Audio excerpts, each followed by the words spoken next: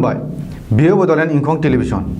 दिनैनि रादाबखौ फरायदों आं रिंकु बसुमतारिया दिनैनि गाहाय रादाबफोराव दं बिटिसिनि बुंथिगिरि कातिराम बर'जों लोगोसे साब्रै गोदान मावफुं सोद्रोमाफोरा दिनै समायखिरा लाबाय विधानसभा बिसायख'थियावबो इउपिपिएल बिजेपिनि गोरोबथाया थागोन आसाम सोरखारा 2021 मायथाइनि सोरखारि बन्द'नि फारिलाइखौ दिनै फोसावबाय लुरिनज्योति गगैया एजेपिनि आफादगिरि सायख'जाबाय रकिबुल रेकिबुद्दिन रूपज्योति कुर्मीजों लोगोसे गोबांसा कंग्रेस दैदेनगिरिफोरा बिजेपिआव फैगोन बुंदों तेरास गवाला लांदां जानाय सोरखारि मासिफोराव थाबैनो थिसनथाइ होनो गिबि मन्थ्रिनि बिथोन दानिया आबुं रादाब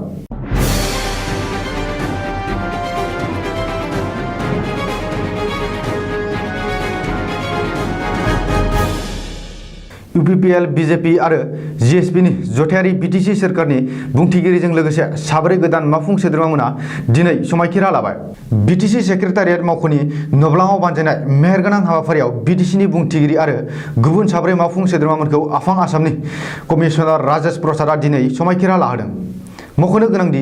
प्रमद बर' दैदेननाय बीटीसी सोरखारनि बुंथिगिरि महरै यूपीपीएल दोलोनिफ्राय कातिराम बर'आ दिनै समायखिरा लाबाय आरो गावनि मावबिबानखौ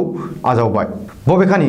दिनै समायखिरा लानाय गुबुन साब्रै मावफुं सोद्रोमामोना फारियै उकिल बसुमतारी रनजित बसुमतारी रनेन्द्र नार्जारी आरो अरूप कुमार दे मख'नो गोनांदि मावफुं सोद्रोमा महरै दिनै समायखिरा लानाय साब्रै सोद्रोमानि गेजेराव उकिल बसुमतारी आरो रनजित बसुमतारीमोना यूपीपीएल दोलोनि आरो गुबुन साब्रैया बीजेपीनिफ्राय बबेखानि बीटीसीनि बुंथिगिरि आरो गुबुन साब्रै मावफुं सोद्रोमामोना समायखिरा लानाय हाबाफारियाव बीटीसीनि गाहाय प्रमद बर' लेङाइ गाहाय गबिन्द बसुमतारी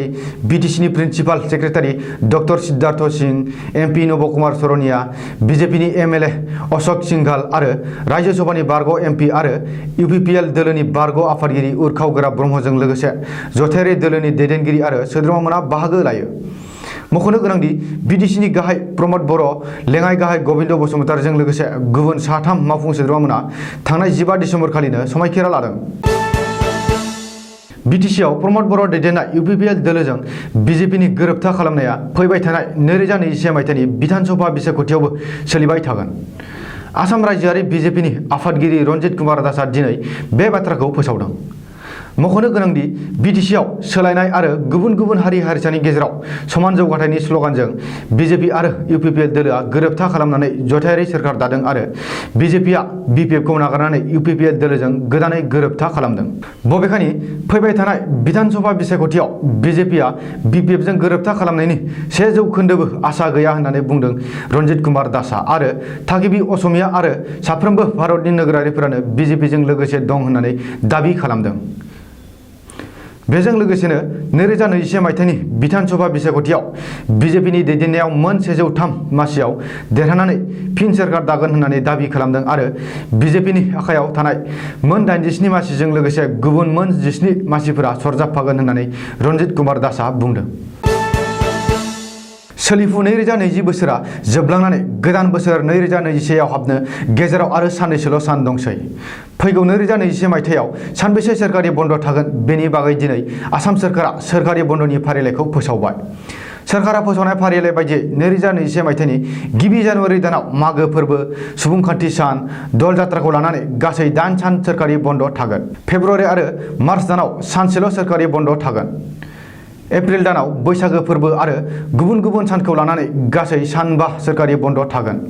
बेबायदिनो मे दानाव सानबा जुलाइ दानाव ईद उल जाहाद सानाव सानसेल' बन्द आगस्ट दानाव उदांस्रि सानखौ लानानै सानब्रै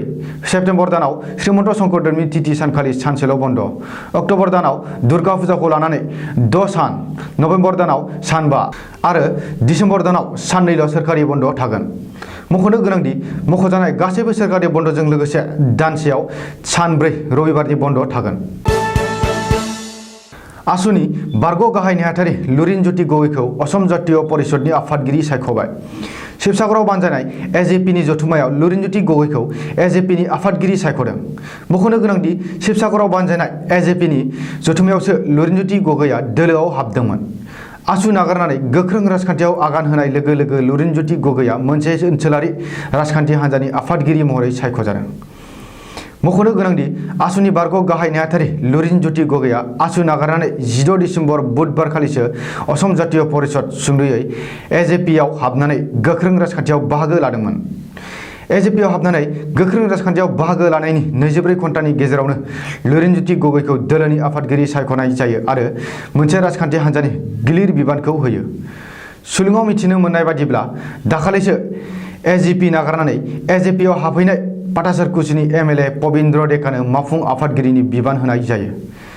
बेजों लोगोसेनो जगदीश भुयानो गाहाय नेहाथारिनि बिबान होनाय जायो। रिपर्ट बायदियै दोलोनि लेङाइ आफादगिरि मासियाव सा 11 सोद्रोमाखौ थिसनदों।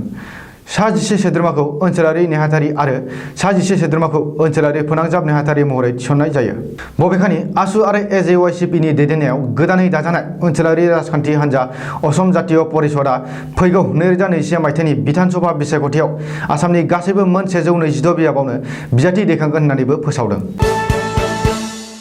आसामनि आगु मन्त्रि आरो कंग्रेसनि गागि दैदेनगिरि अजन्ता नेउगनि उनाव कंग्रेसनि गोबांसा दैदेनगिरिफोराबो बिजेपिआव हाबहैनायनि लामायाव। आगु मन्त्रि रकिबुल हुसैन, एमएलए रेकेबुद्दिन आहमेद, रुपज्योति कुर्मी, कमलाक्ष दे पुरुकाष्टजों लोगोसे कंग्रेसनि गोबांसा दैदेनगिरि आरो एमएलए मोना बावैनो कंग्रेस नागारनानै बिजेपिआव हाबहैनो हागौ होननानै दाबि खालामदों बिजेपिनि एमएलए तेरास गवालाया। मख'नो गोनांदि आगु मन्त्रि अजन्ता नेउगआ मैया बिस्तिबारखालि गिबि मन्त्रि सर्बानन्द सन'वालखौ बिथांनि न'आव थांना लोगो हमहैनायनि उनाव अजन्ता नेउगआ कंग्रेस नागारनानै बिजेपिआव जइन खालामसिगोनआ रोखा जादों। बबेखानि फैगौ 22 डिसेम्बर खालि मिरु नखर मन्त्रि अमित शाहआ आसामाव दावबायफैनाय समावनो अजन्ता नेउगआ बिजेपिआव उदाङै जइन खालामनो हागौ होननानै बे समाव सावरायगासिनो थानायबो जादों। आसामाव सोरखारि साख्रि नागिरग्रा लाइमोनफोरनि थाखाय मोजां खौरां। आसाम सोरखारनि गुबुन गुबुन बिफानाव लांदां जानानै थानाय मासिफोरखौ थाबैनो आबुं खालामनो आरो थिसनथाइ होनो थाखाय आसाम सोरखारा हाबाफारि आखायाव लादों आरो गिबि मन्त्रि सर्बानन्द सन'वालआ बिथोन होदों। सुलुङाव मिथिनो मोननाय बादिब्ला गिबि मन्त्रि सर्बानन्द सन'वालआ बिस्तिबारखालि गुबुन गुबुन बिफाननि गोजौ थाखोनि अफिसारफोरजों लोगोसे मोनसे मेल बानजायनाय जायो। बे मेलावनो लांदां जानाय गासैबो मासिफोराव गोदानै थिसनथाइ होनो थाखाय बिथोन होदों गिबि मन्त्रि सर्बानन्द सन'वालआ। दिनैनि रादाबा एसेनोसै। गोजोन्थों।